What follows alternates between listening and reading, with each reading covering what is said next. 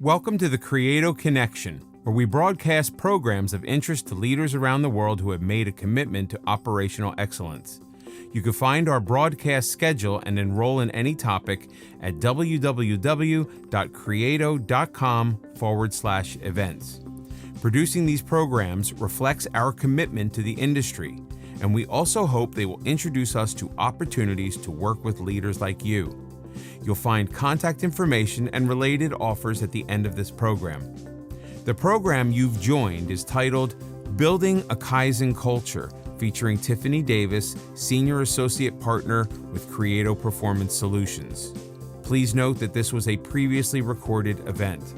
We will start today with a brief overview of Creato Performance Solutions, followed by our featured program.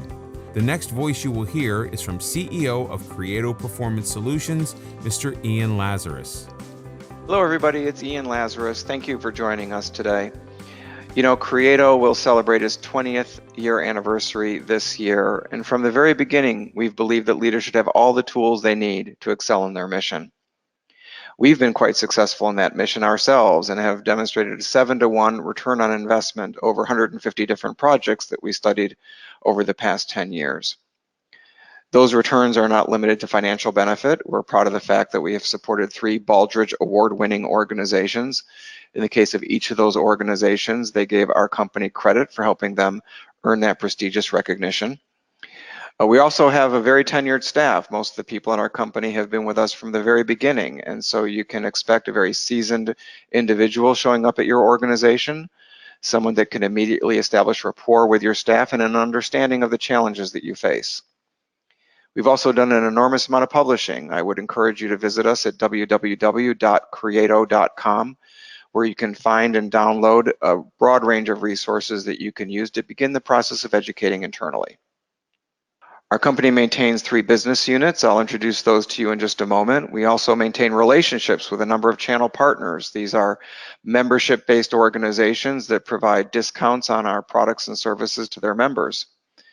We're proud of the recognition we've received this year, which includes recognition by CIO Review magazine that designated our Compass Quality Management System as one of the top 20 quality management systems for both 2017 and 2018. G2 Crowd, a site which aggregates end-user reviews of common business applications, recognized Compass as one of the top idea management systems in the industry and also a high performer for project management applications and enterprise PMO platforms. This is just as many organizations as we could fit on one slide. Perhaps you recognize some of them. You'll see a decided focus towards healthcare organizations. That's because in the initial 2 decades of our existence, we focused on healthcare to build our reputation. Today, it's safe to say that we have worked with over 100 different types of organizations all over the world. Our company began 20 years ago by training in the principles of Lean and Six Sigma and other methodologies. Today, this is a very robust offering that includes on-site and online options for training. Our online programs have been offered by ASQ all over the world. Today, you can retain our company to do just a few days of classroom training all the way up to a full coaching and certification program to create Lean and Six Sigma professionals. The whole reason we combine online and on-site training is frankly because everybody likes to learn a little differently, and the combined offering allows people to learn the way in which they wish to learn. And again, this is a highly robust program that is offered by our company and through partnership with ASQ. We recognize it's not enough just to train and walk away. We know that leaders must be on board from the very outset for any change management initiative. And so our program in leadership development training is grounded in the principles of emotional intelligence. Emotional intelligence recognizes that every individual needs something different from their leaders. There is no one size fits all to change management. And so in our 2-day program, we train leaders and equip them to understand how to create a very accepting environment for their change management initiative, whether that is the introduction of Lean or Six Sigma or truly any change management challenge that is faced by the organization. This 2-day program is also offered all over the United States by the American College of Healthcare Executives, but more often we bring it directly to you. This program has also evolved beyond training and leaders to actually identifying the individuals that are going to be most successful In leading a change management initiative, we call this the Candidate Assessment Program. Through the Candidate Assessment Program, we can literally create a rank ordering of individuals best qualified to enter Lean or Six Sigma training programs. Frankly, we know we are not doing anybody any favors if we bring them into a program knowing that they're going to struggle. And so this program essentially allows us to get the right people on the bus from the very outset and to have a very successful launch of these programs. We don't wish to demoralize people that are not selected into these programs, and so if they are not designated as being qualified to enter the training program, we simply put them on training teams so that they are still able to contribute and in the future can be considered for a future round of improvement training. The final of our 3 business units includes our hosted solutions, including principally the Compass Quality Management System, which is the PPM infrastructure in an organization that allows them to create a full level of transparency, accountability, and collaboration. PPM stands for Project Portfolio Management, and Compass fits within the description of PPM systems and also has been designated as best in class according to G2 Crowd for project management and enterprise PMO management. We'd be delighted to offer you a one-on-one demonstration of the Compass Quality Management System or to do a remote demonstration for your internal team to support the evaluation of this product. When we work with organizations, we typically deploy these resources in a very disciplined fashion. We start with emotional intelligence training for the leadership, instructing them on how to create a very accepting environment for change in the organization. Then we move forward with a candidate assessment program. We typically cast a very wide net, looking at 40 to 50 individuals and picking the best 10 or 12 to put into our training program and designating the remainder to provide support through involvement on project teams. We launch our training both on-site and online, recognizing that everybody likes to learn a little differently. And then we launch our projects in Compass, getting that early adoption of technology and providing individuals with a very supportive environment in which to run their projects where Compass is literally holding their hand through the completion of their first project. When projects have been completed, we like to make a big deal about it. We have a graduation ceremony. We issue a diploma and an affidavit recognizing these individuals and their contribution that they made back to their organization. And then we repeat the cycle because Compass will inevitably contain many more improvement opportunities that were revealed as a part of the deployment. As I indicated, our approach has been very successful when looking back over 150 different projects, 10 organizations in the past 10 years of supporting them. We demonstrated a return on investment from those projects of 7 to 1. In the most recent deployments that we've done of 3 different organizations, we tracked a return on investment of 6 to 1 in the very first year of our work. With that as background on our company, I'd like to introduce our featured program today. Our speaker will be Tiffany Davis, Senior Associate Partner for Creative Performance Solutions, and the title of our program is Building a Kaizen Culture. Ms. Davis brings 23 years of experience to Creato with specialized expertise in quality improvement methodologies, continuum of care integration, program design, and project management. Her career includes senior roles at Henry Ford Health System, Mercy Health Plans, Magellan Behavioral Health, and Kaiser Permanente. Tiffany led the state of Georgia's redesign of its entire healthcare program, including facility, technology, processes and procedures, program and staff development.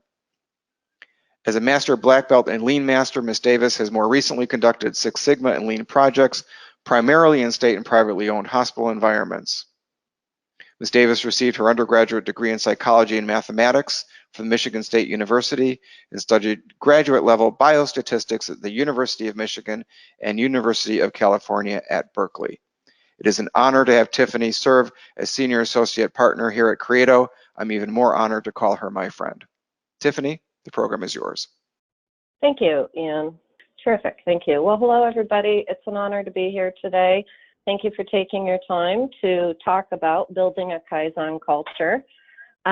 Again, as Ian introduced me, my name is Tiffany Davis, and I'm a Senior Associate Partner with Creato, and I think I'll dig right in here. The session objectives were outlined for you in the invitation. Let me remind you of those.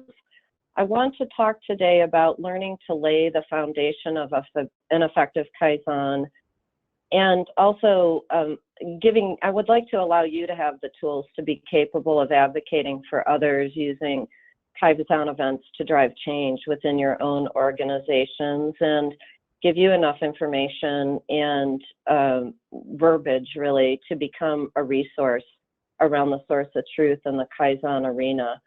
Some of you may be familiar with Kaizens. If you're not, let me share with you that the method came from Japanese process improvement methodology. Many of our process improvement methods have arisen from the Japanese, actually. And Kai, the first part of the word, means change, Zen means for the good.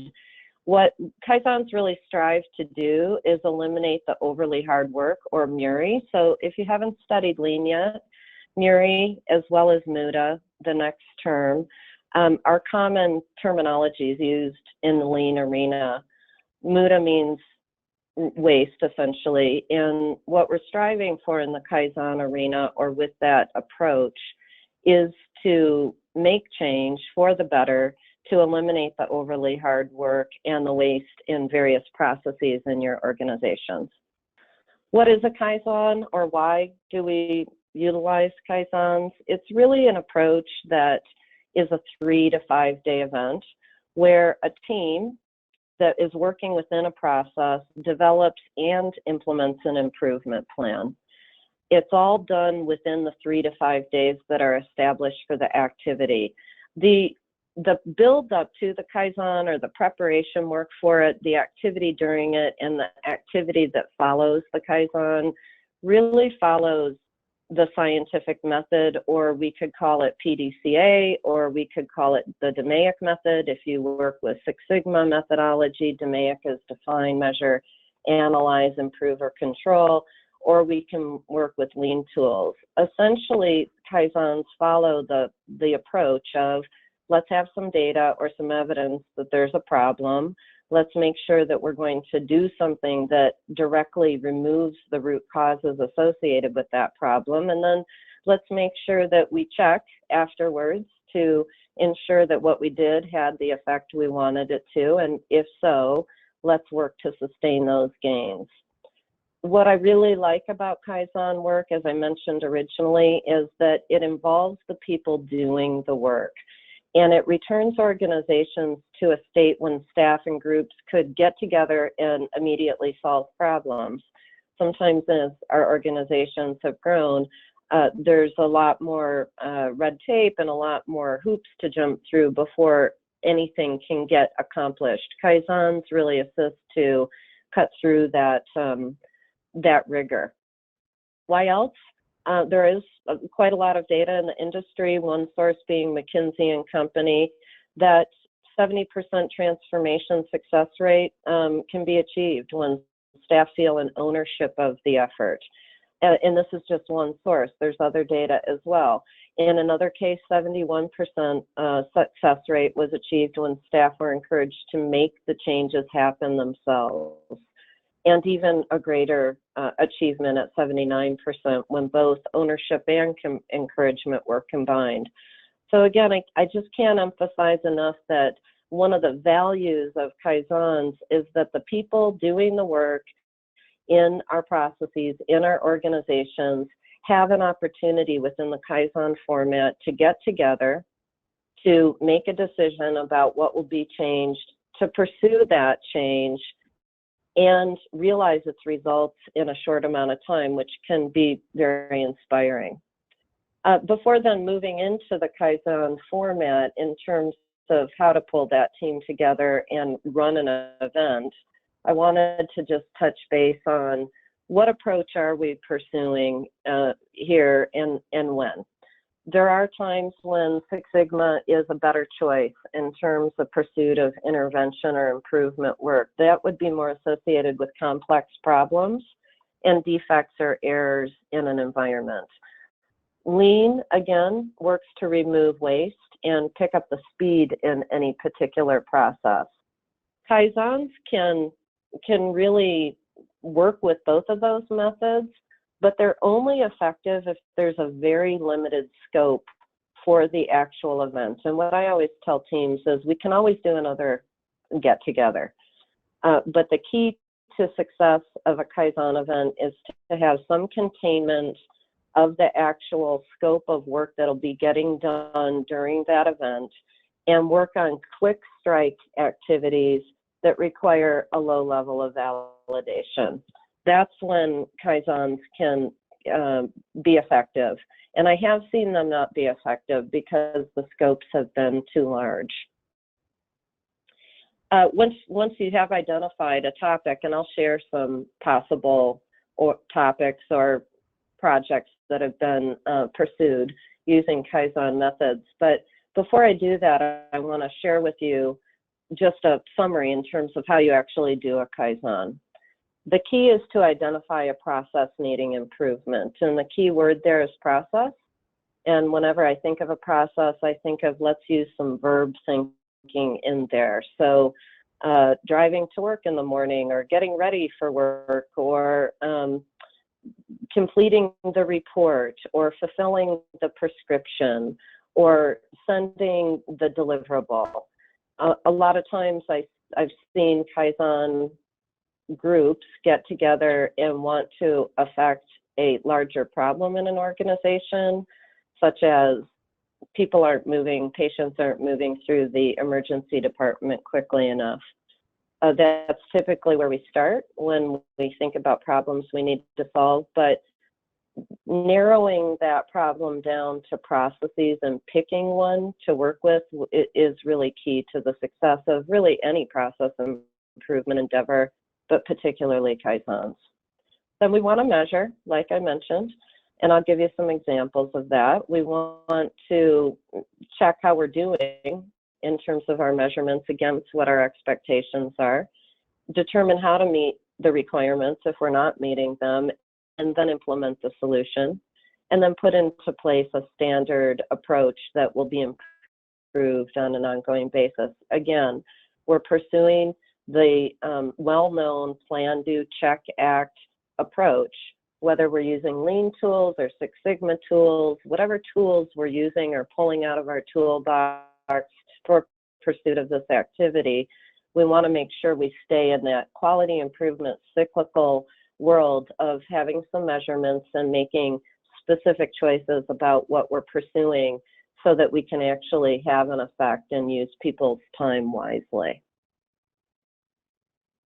Here are the examples that I mentioned related to Kaizens and the kinds of topics that have been pursued using the Kaizen format.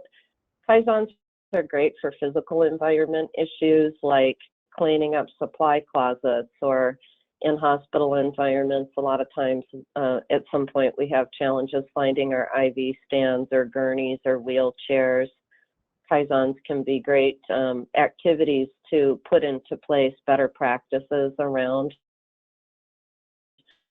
those kinds of physical tools that we call to find forms if we're working with physical forms still, or standardizing activities across floors in any environment. If there's a supply closet on every floor in the organization, or even if there's an employee break room on every floor, or copier setups, standardizing across floors it can be a great topic in the Kaizen arena. It also works well with system or networking issues, common drive organization, update of policies and procedures, ensuring that there's standard approaches and change processes in place to continue to work with those policies and procedures on an ongoing basis. Supports and resources that are utilized in the system and networking arena. Housekeeping and environmental service issues, whatever environment you're in, whether that's a hospital, a physician group, even a non-healthcare environment. Room turnover or linen supply are specific topics that come to mind in that arena. Even cleaning office spaces, again, break rooms. I've done a lot of work in the human resources resources arena with the Kaizen tools, working on candidate tracking, fulfillment of position in Six Sigma or 6 elements, reconciliations, pharmaceutical fulfillment timing, accounting procedures. All of these areas are fertile with opportunities for groups to get together and use the Kaizen format and pursue quick change while utilizing staff in the environment. The questions that comes to me the most are what kinds after this webinar. We'll have a toolkit for you upon request if you want to be pursuing a Kaizen in your own arena and you need some documentation for that, if to with the recording, to ask more questions about the kinds of topics and whether the topics that you're thinking about would be appropriate for consideration. I'm available to speak with you about that. Hey, Tiffany. Yep. So first question has come in, and you may be covering this later on, but I'll throw it to you now. So can you do an effective Kaizen without good baseline data? We are watching people walk to other floors. We are watching people have to walk from one end of the suite to the other to get a Q-tip. We are watching people go in and out of the supply closet 3 and 4 times to service one case. So in doing some quick observations and taking note of those, you wouldn't have really structured quantitative information associated with the supply closet issue, but you would have a lot of observational information that could probably be validated within sensing sessions. What objectives are we shooting for in this activity so that we can know that we have been successful at the end of it? So objectives in this case might be that staff are reporting a lot less movement, that they're less frustrated, that groups came together and developed better working relationships and coordination around setting up supply closets on different floors, that people feel that they can gather their supplies more quickly or more efficiently. So that would be an example of not having super prescriptive, quantitative, statistically significant type data, but enough evidence for before and after an event to determine whether or not the event was successful. Any other questions at this time, Ian? No, we're good, thanks.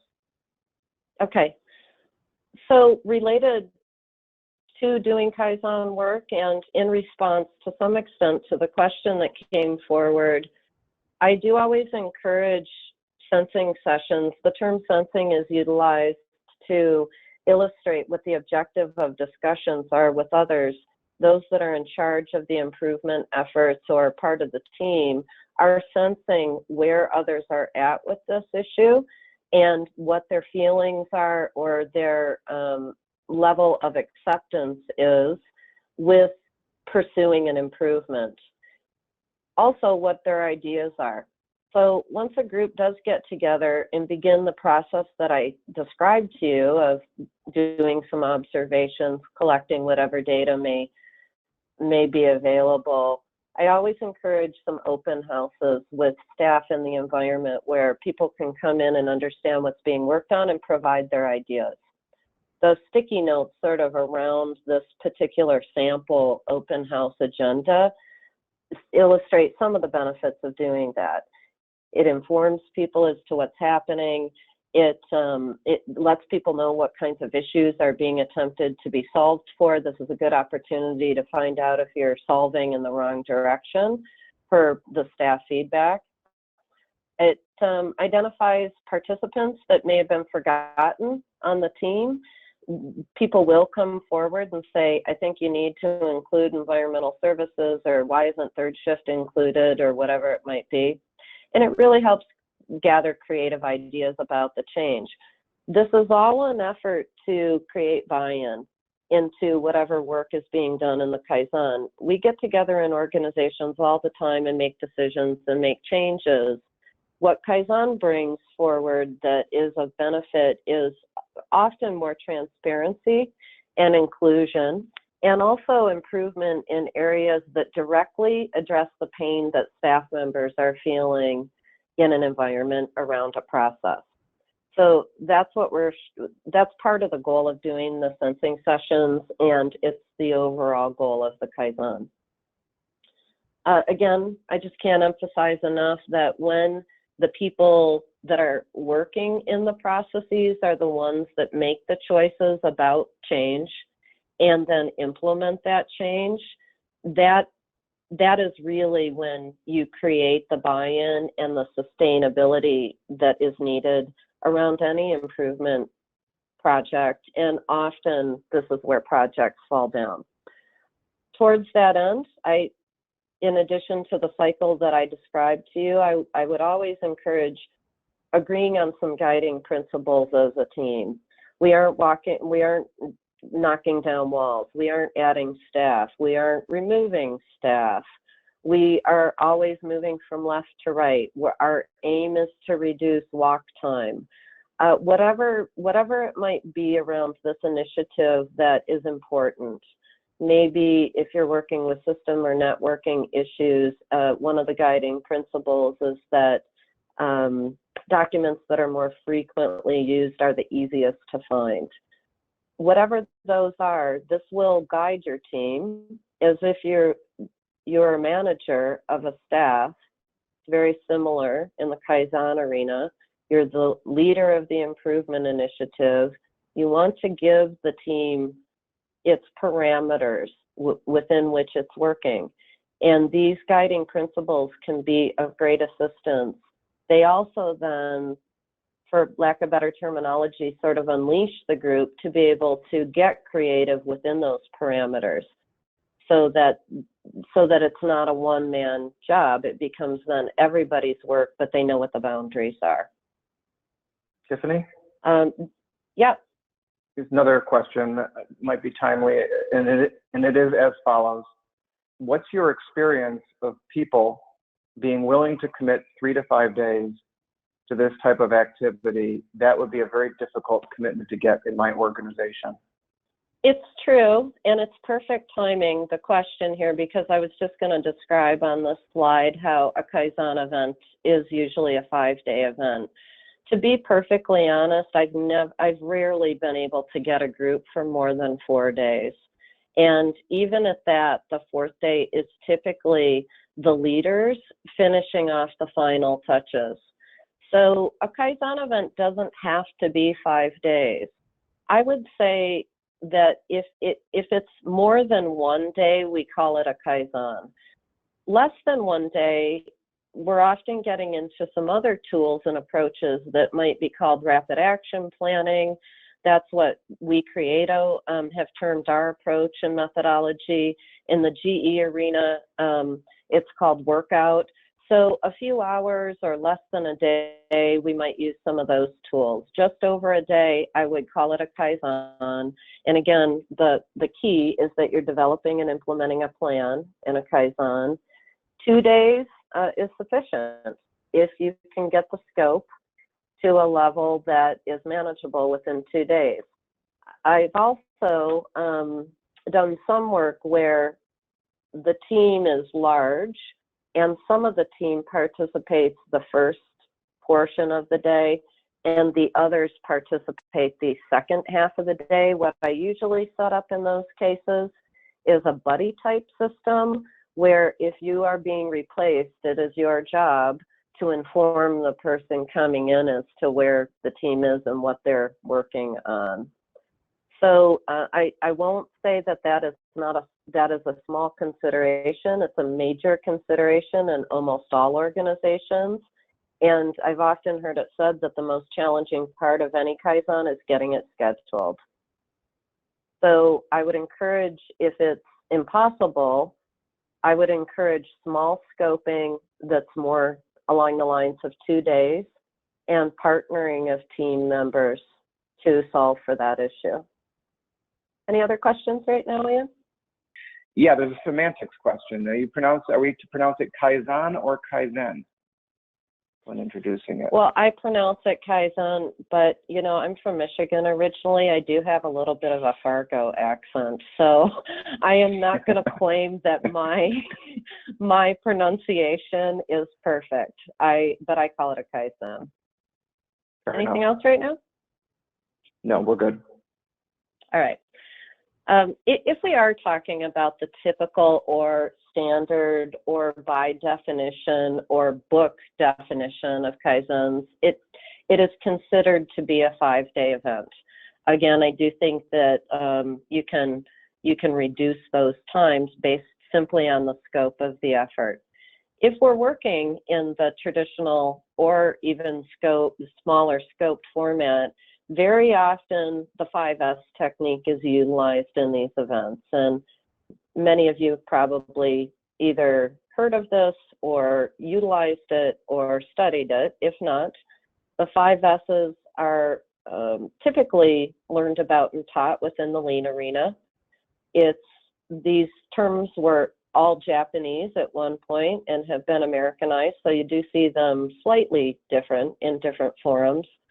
But in general, they are steps to managing a physical environment type Kaizen effort. So you would start with sorting through what all you're working with, setting things in place, shining the area that can be a physical cleanup or more, and then standardizing the new approaches, procedures, setup, and then working to put procedures in place to sustain those gains. And this is the approach that typically is adhered to in the Kaizen arena. If you're pursuing a Kaizen, your event opening checklist is to have a sponsor. It's very, very motivating for staff to have a leader come in and say, I'm glad you're here, and this is important to the organization. And I'm going to check in with the team across the course of this. I'll be available to remove barriers or to help make choices if there's decision making that needs to occur. And I'll be back to check on the results. Without that, the activities vaguely resemble how we're doing work otherwise in organizations. People get scattered. They're not sure how important this is amongst all of their other priorities. So it's very important to have sponsorship and leadership that is aware and supportive of the effort. Review your agreements about how the team will behave together during the time, cell phones, what are you going to do about those, timeliness. This would be a good time to say, if you are only here for 2 hours and someone is replacing you, please fill in the person that's coming in. Review your 3 to 5 day plan, or if it's a day and a half, or if it's 2 days, whatever it is. Review the overall plan, make adjustments if people have suggestions. And you may then need to provide some high-level education around the, say, 5S approach. What do you mean 5S? There are lots of videos that are available in the industry. There's lots of literature on the 5S approach. This doesn't have to be a large in-service, but 15 minutes on what that means could be very helpful to guiding the team. Present your charter. For those of you that haven't studied process improvement, this would be a one-page document that really gives the team its marching orders. What problem are we solving for? Do we have measurements that we're working with? Those kinds of things. If there's satisfaction data available, for example, the supply closet work that I mentioned earlier, maybe you did collect some satisfaction data from the staff around their levels of experience with the supply rooms, present that to the team, talk about what's in and out of scope. It's easy to blow by the in and out of scope work. I can tell you this is my most used document throughout the course of any event, because scope creep is always possible. People will have great ideas about additional things that need to be done. They will have questions about what's in and out of scope. You said we weren't busting down walls, but can we remove this door? those kinds of things. So I always think it's a good idea to take a moment on this at the beginning of the session, put a flip chart up, have some sticky notes with the in and out of scope items, and have the ability to work with it throughout the course of the event to address people's questions. And then Tiffany. ensure you're yeah. Oh, I'm sorry. Go ahead and finish here. That's all right. Well, the question is, how do you deal with scope of authority issues? In our organization, it can be downright painful to make changes to SOPs. That's I'd love to have a long conversation about that. In short, related to Kaizen events, what I would suggest is that you work on a process that you have the authority to affect. And if you want to work outside of your own level of authority, you must have the process owner who does have authority on the team and engaged and supportive. This is also why you have sponsors. So in many organizations, there may be a leader that both of the staff members I just referenced that have authority in different areas report to. That person needs to be brought into the loop, supportive, have some visibility into what's happening, and really provide direction to the team that this is something to be worked on with the resources available. If that's not possible in terms of getting others on the group that do have authority, you'll want to start with areas where you do have authority. Anything else right now, Ian? No thanks. Okay. And then just finally, I wanted to mention that you'll, of course, then want to ensure that the goals or measures or your objectives, as I mentioned earlier in the webinar, for success are clear to the team and everybody knows what you're shooting for at the end of the activity. At the end of each day, I'd have breakout teams or the full group come together if everybody's off doing things and report out to one another, summarize the accomplishments for the day, briefly overview the next day's activities, make adjustments if you need to. That happens all the time. That what we planned on might not be exactly what we're doing tomorrow. Something needs to be adjusted. And then report out to the sponsor. It's great if the sponsor can come to that last report out for 10 or 15 minutes. Again, if it's a resource consideration or that person's traveling, maybe they can phone in, maybe another leader can sit in.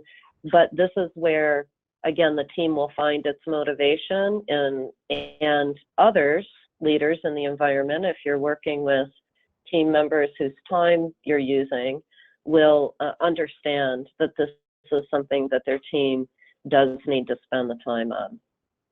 And speak to as many staff as possible about their experience with the changes. So if you've already developed a plan and you're starting to make changes, and for example, it is a physical environment type experience with a supply room or forms or even accounting procedures or whatever, the team and the leader of the team need to get out and start talking to people about what's happening and what they're experiencing already. Day one checklist, focus on the sort within the 5S, discuss your project boundaries, again, agree on your guiding principles. I mentioned those earlier. You could spend some time at the head of day one brainstorming what you're going to do, and then begin your activities. Sometimes if it's a large group, you might want to establish some subgroups and begin subgroup work.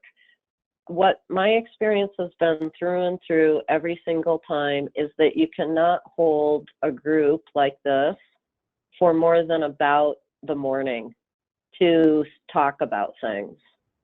If this has been planned properly, and that's really the key to these events is the pre-planning. If this has been planned properly, the team should not be walking in asking, what are we doing here? They should be walking in knowing exactly what we're doing here, and all of these things I just went over with you for your day one checklist should be reminders or fine-tuning of things that the folks in the room are already aware of. They will be really eager, as this has been organized effectively, to get to the work And that's the exciting part about Kaizens, is you're getting to the work. So all of these activities, if you're doing a 2 or 3 or 4 day event, I would say no more. You have to fit all of this into from about beginning of the day till 11 or 12, and then let people start working on things. If you're going to do a smaller event and it's a day and a half or so, maybe an hour on these things. The day 2 checklist then focus on setting things in place and shining, such as clearing out physical spaces or removing excess. Again, establish your subgroup goals and report in the schedule for each day. So if I assign subgroups to go do things, normally I have an idea of what that's going to look like before I walk into the event, and I have looked for people that might lead those subgroups prior to the event, and then I've talked to them about that, and then maybe I've typed up even a little something about what they're supposed to do. If not, you can talk about it right in the event, but if folks start getting scattered into different activities, you want to have a schedule where they're coming back together regularly and sharing with the larger group what's going on and getting everybody's feedback. So that's what this means when it says establish subgroup goals and report in. Gather physical supplies as agreed upon during day 1. If you're doing something in a physical environment, bins, boards, communication kits, storyboards, whatever it might be. And as a leader, you'll want to float from group to group to respond to questions and remove barriers. By day 3 then, you'll want to be focusing on standardizing, whether it be assembling a physical environment or establishing a new process. That might be a write-up of a standard operating procedure. Adjust new setups and processes based on pilots. You might have to try a few things, check it out, and then make adjustments. Again, keep referring back to your guiding principles to keep things in scope and to ensure that the group is on track. Make sure you're reviewing your compliance and regulatory standards. So knowing what those things are, or having someone in the event that knows what those standards are, is essential really to the success. I have seen folks do Kaizen work and not have information about compliance standards and have to go back and redo what a group did because maybe the work was non-compliant. So that's to be avoided when possible. And then, you'll want to be working with ancillary teams to develop cross-communication practices. So if we're working in a supply area, probably your environmental services group or your supplier group needs to maybe not sit in this event the entire time, but be made aware that it's happening, have someone available, and come to report outs or be available for consultations so that you're creating buy-in with other teams as you're proceeding. And again, consider the need for standard operating procedures as you develop new approaches. On day 4, you'll focus on standardizing and sustaining, implement in additional areas. If you've set up 1 supply closet, maybe you're setting up 2 and 3 now. Finalize your standard operating procedures, tour new areas or demo new processes, take pictures, develop a communication plan. This gets overlooked quite a bit, the communication plan portion. So often when I set up subgroups for Kaizens, one of the subgroups might be 2 folks or 3 if it's a large group that are developing communication procedures for staff, for the larger organization, for these ancillary groups. Maybe they're working on standard operating procedures throughout the course of the whole event. Because it's great that the supply cabinets or closets or areas and rooms or whatnot are changed, but there's fleets of staff members that need to understand what happened and could be left out of the loop. So is that an article in the newspaper? Is it that we need to go around and have leaders that are doing huddles announce it? Do we as a team need to talk to people? It's a pretty major consideration given the activity that you're engaged in, and something I wouldn't recommend overlooking.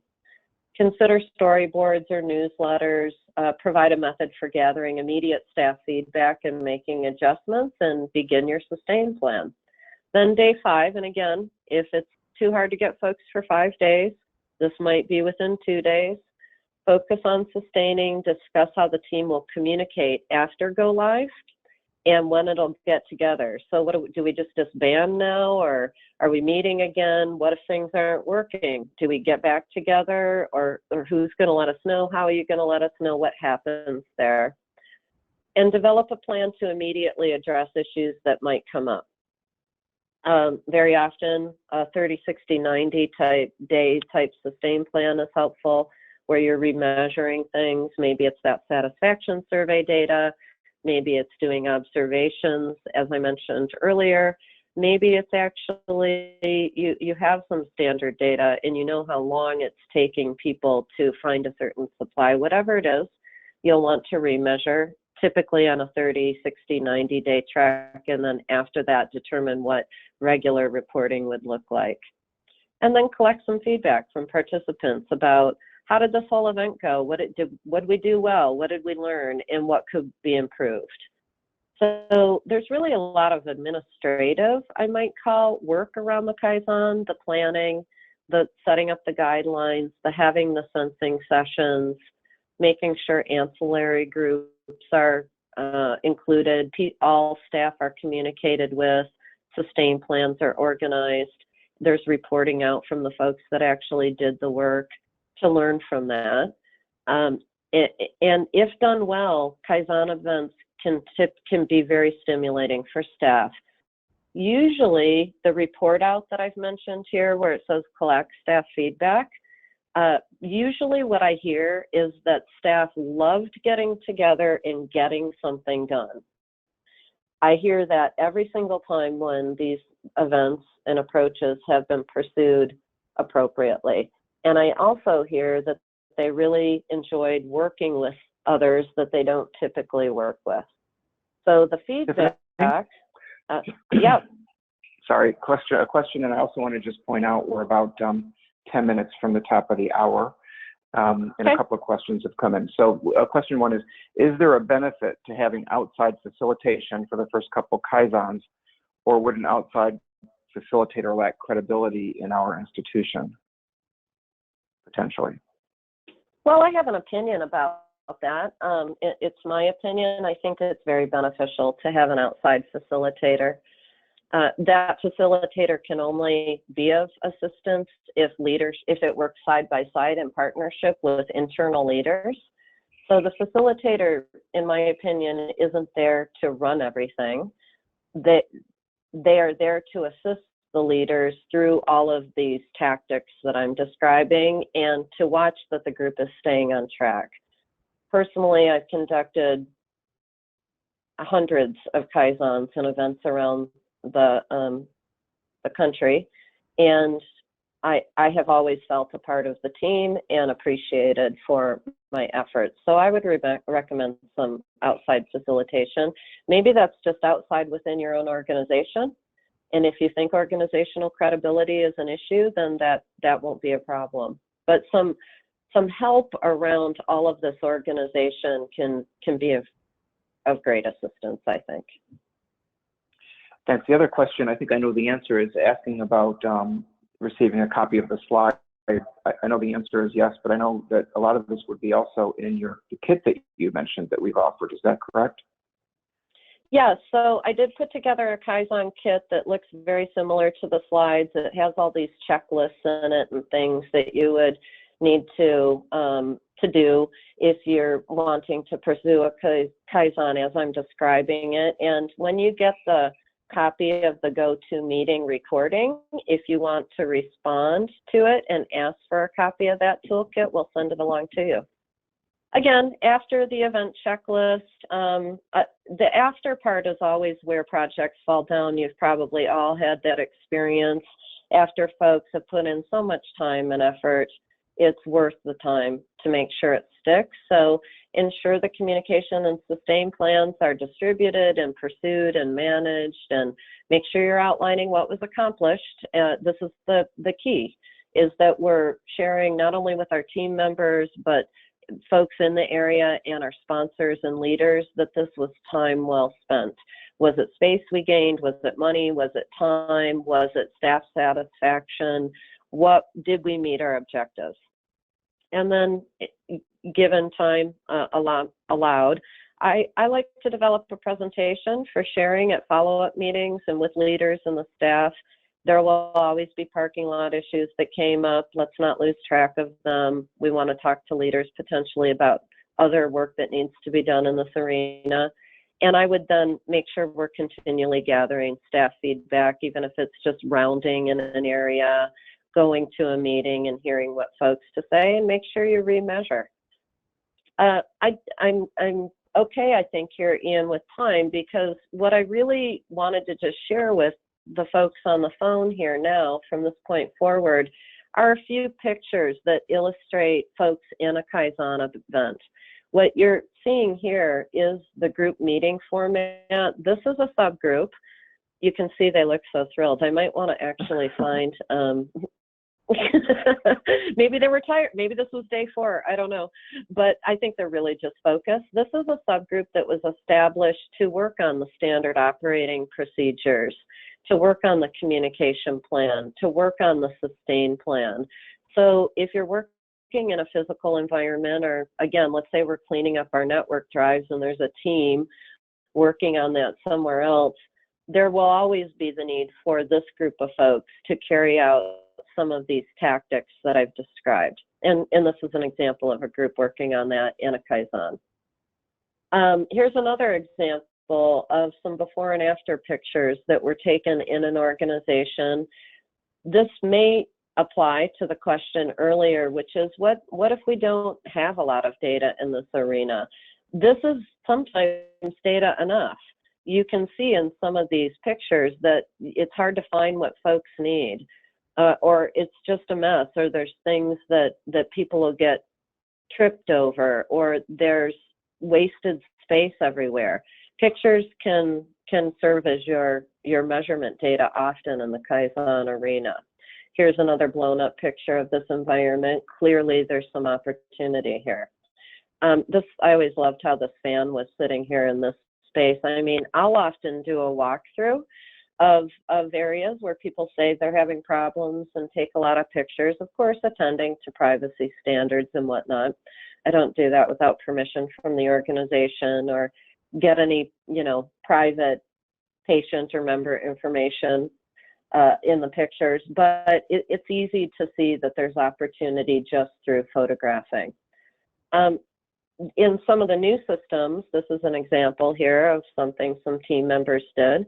This is a supply area where they decided to do some color coding, and they came up with a whole schema around what the colors meant and typed that all up.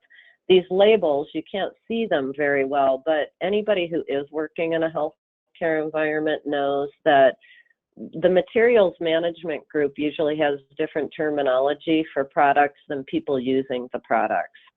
And that was a big issue. So there's both noted on these labels as well as a scanner. There was an area set up to return things to materials management, because when things show up that aren't needed or are going to expire, they were piling up and getting in the way and so forth. Here's a communication board that was put together between distribution and floor staff. So these are just some examples in the example that I've used a lot in this discussion of a supply area that was addressed by staff through a Kaizen event. This is another example of a before and after measurement. Sometimes these things don't represent well on slides, but if you look closely, you can see that on the left, there's lots of movement and roundabout walking that people are needing to do to get what they need. And on the right, we look at it again later and see there's not as much movement and a lot more opportunity to take direct routes. This is the kind of measurement work that can occur in the Kaizen arena. And another example of just the sort and shine step of the 5 S's, where literally the whole area has been cleared out for reset. and a couple of folks working together in a Kaizen event. Again, usually a very physical endeavor. And here's the board that I mentioned. Here's some dividers that folks put into some supply areas, because prior to this, there were no dividers and things were just piled in these bins and folks had to dig through them. Here's a shelving organization improvement that is partway through a Kaizen, but is looking much better, feeling more professional, providing less chaos for people walking into the area. And by the way, greater safety, because we've got light things on top here. And in this particular example, we saw otherwise. So that's mainly what I had for you today. I just want to wrap up quickly by reminding everyone that Kaizens really clean up, work through, and or organize quickly. That's really part of the benefit. They allow staff to start and end a project and have that sense of accomplishment. And they incorporate a lot of perspectives and allow for great solutions. When you're talking to the people doing the work, they usually know best. And Kaizens, when done appropriately, really create an accountability structure that works.